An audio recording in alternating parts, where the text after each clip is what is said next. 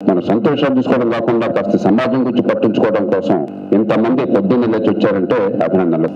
గురజాడ అప్పారావు గారి పేరు మీరు ఆయన విన్నారా?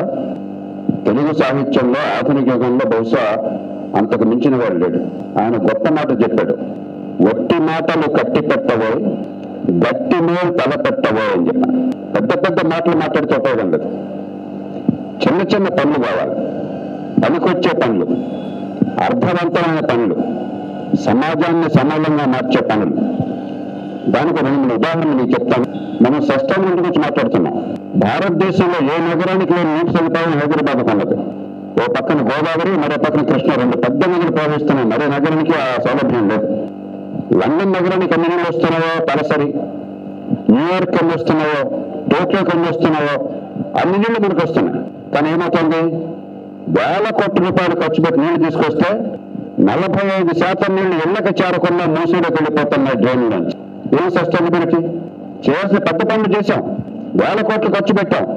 అక్కడ మోటార్లు వేసాం, ప్రెషర్ లైన్స్, పైప్ లైన్స్ వేసాం, విద్యుత్ ఖర్చు పెడుతున్నాం పంప్ చేయడానికి పైకి, కానీ మూసలో కలిసిపోతాం.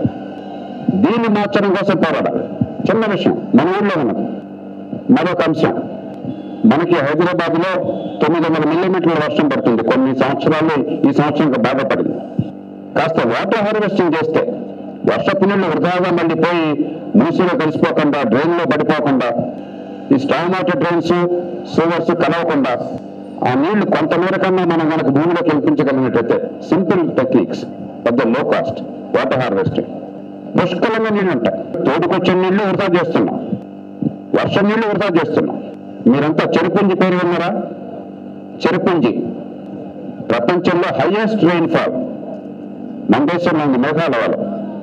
ఇప్పుడు చెరుపుంజి కాకుండా మాన్సూన్ అంటారు, దాని దగ్గరలో ఉంది, అదే రాష్ట్రంలో. ఎంత వర్షం పడుతుందంటే అక్కడ ఒక పెద్ద గంగాళం పెడితే ఎవాపరేషన్ లేదనుకుంటే ఒక ఏడాదిలో 60 అడుగుల వర్షం వస్తుంది, 6 అంతస్తుల నీళ్లు వస్తాయి ఏడాదిలో. మీకు విషయం తెలుసా? చెరుపుంజిలో మాన్సూన్లో ఎండాకాలంలో నీళ్ల కొరత ఉన్నది. ప్రకృతి అపారంగా వర్షం వస్తుంటే వర్షాకాలంలో వరదలు ఏమిటి, ఎండాకాలం నీళ్ళు లేకపోవడం ఏంటి? సస్టైనబిలిటీ అంటే కూడా ఎక్కడ లేదు, నీళ్ళు ఉంది. ఉన్న వనరులను అలా సద్వినియోగం చేసుకోవాలి. అద్భుతమైన టెక్నాలజీ మనకుంది. ఇవాళ మనం బెంగళూరుతో పోటీ పడాలని కోరుకుంటున్నాం. సంతోషం, పోటీ పడాలి. టెక్నాలజీలో కానీ, ఎకానమీ పెరగడంలో కానీ, ఎంప్లాయ్మెంట్ జనరేషన్లో కానీ బెంగళూరుతో పోటీ పడాలి. కానీ ఎక్కడ పోటీ పడకూడదు అక్కడ పోటీ పడుతున్నాం. దీనిలో ట్రాఫిక్లో బెంగళూరు ట్రాఫిక్ అధ్వానంగా అయిపోయింది. 30 ఏళ్ల పాటు అక్కడ పాలకులు ఏ పార్టీ వాళ్ళైనా కూడా కనీస సదుపాయాలు కల్పించకుండా, ముందు చూపు లేకుండా ఆ నగరం అద్భుతంగా ఉండే అవకాశాన్ని కొంచెం నష్టపోతున్నారు. బాగు చేయాలనే సంకల్పం ఉన్నా కూడా 10 ఏళ్ళు పడుతుంది ఆ ఇన్ఫ్రాస్ట్రక్చర్ బిల్డ్ చేయాలంటే.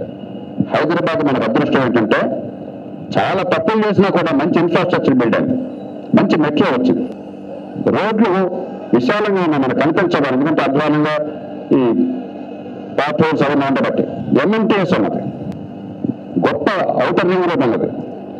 కానీ బెంగళూరుతో పాటు సమానంగా ట్రాఫిక్ నరకంగా. మీరు ఎవరికైనా ఒక్కళ్ళైనా కాలేజీకి వెళ్ళినప్పుడు కానీ, వర్క్ వెళ్ళినప్పుడు కానీ, తిరిగి వస్తున్నప్పుడు కానీ, అది ఎందుకున్నారో ఈ ట్రాఫిక్ నరకం చెప్పి అనుకునే వాళ్ళు ఎవరన్నా ఒక్కళ్ళు ఉన్నారా?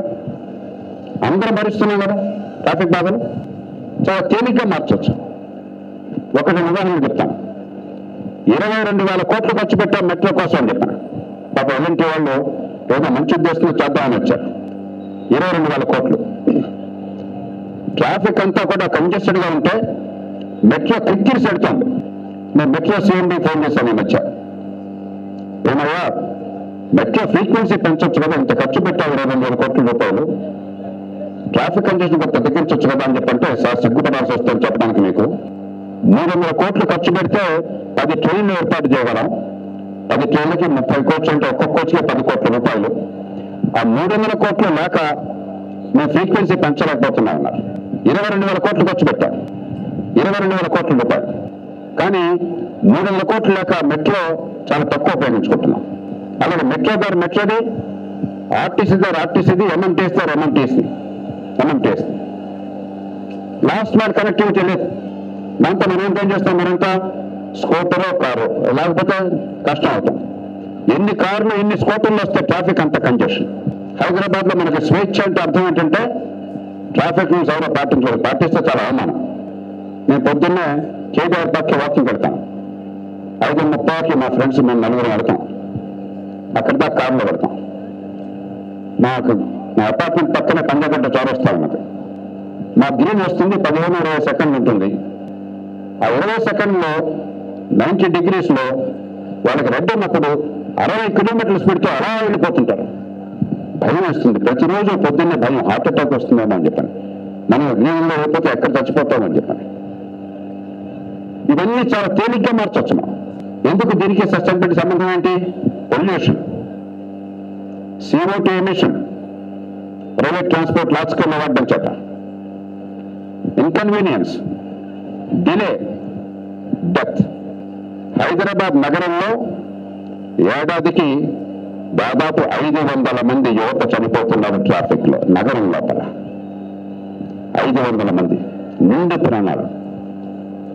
ఒక 70-80 ఏళ్ళు బతకాల్సిన వాళ్ళు, ఇందాక చెప్పారు డాక్టర్ సతీష్ రెడ్డి గారు, సంపద సృష్టించాల్సిన వాళ్ళు, ఈ సమాజంలో తలెత్తుకు గౌరవంగా ఎదగాల్సిన వాళ్ళు, నిండు ప్రాణాలు అన్యాయంగా కోల్పోతున్నాం. ఒక 5-6 వేల మంది క్షతగాత్రులు అవుతున్నారు, ఫిజికల్లీ హ్యాండిక్యాప్ట్ అవుతున్నారు.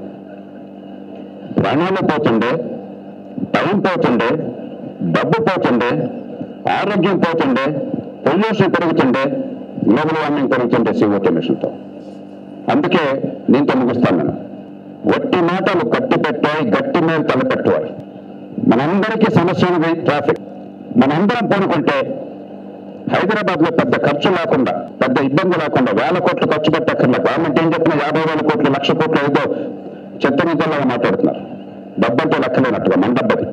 పెద్ద డబ్బు ఖర్చు లేకుండా సరిగ్గా సంధానం చేస్తే మెట్రోని, MMTS ని, RTCని సింగిల్ అథారిటీ పెట్టి, సింగిల్ టికెట్ పెట్టి, అన్ని కోఆర్డినేట్ చేసి, ఫ్రీక్వెన్సీ పెంచి, లాస్ట్ మైల్ కనెక్టివిటీ ఏర్పాటు చేసి, ట్రాఫిక్ ని సరిగ్గా అమలు చేస్తే 100% ట్రాఫిక్ కంజెషన్ పోతుంది. Let us launch a movement. If you are serious about sustainability, మనందరికీ పనికొచ్చేది. Let us launch a movement. We are getting ready, involving all of you, to launch a practical citizens movement to really make change happen. I call upon all of you, come forward, let's do something practical. ఈ నీళ్ల వరదలు అరికట్టాలి, water harvesting ఎట్లా చేయాలి, ఈ public transport అలా improve చేయాలి, congestion తగ్గించాలి, ఈ ట్రాఫిక్ లో టైం, డబ్బు, ఖర్చు, పొల్యూషన్ తగ్గించాలి, సస్టైనబిలిటీ ఎట్లా పెంచాలి. Let's do practical things that make a difference to our lifes. ప్రపంచం చూసుకుంటుంది, ఆటోమేటిక్గా ప్రపంచం బాగుపడుతుంది.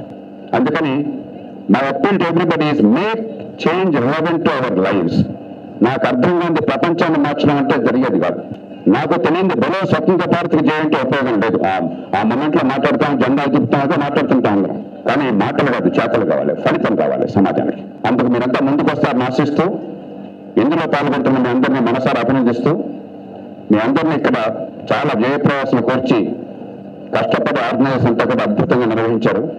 వాళ్ళని మనసారా అభినందిస్తూ, కనీసం ఒక క్యాంపెయిన్, హైదరాబాద్ నగరంలో ట్రాఫిక్ ని బాగు చేయాలి, ఈ కంజెషన్ పోవాలి, బెంగళూరుతో ట్రాఫిక్ కంజెషన్ లో పోటీ పడకుండా ఉండాలి. అద్భుతమైన అవకాశం అనుకుంటే ఆ నగరాలన్నీ కూడా నరకం అవుతున్నాయి. మనం దీన్ని బాగు చేస్తే this city will be great economic hub. అందరు ఇక్కడికి వస్తారు, మిగతా అన్నీ ఉన్నాయి మనకి. So let's take it as a challenge, make this happen. I fervently appeal to all of you.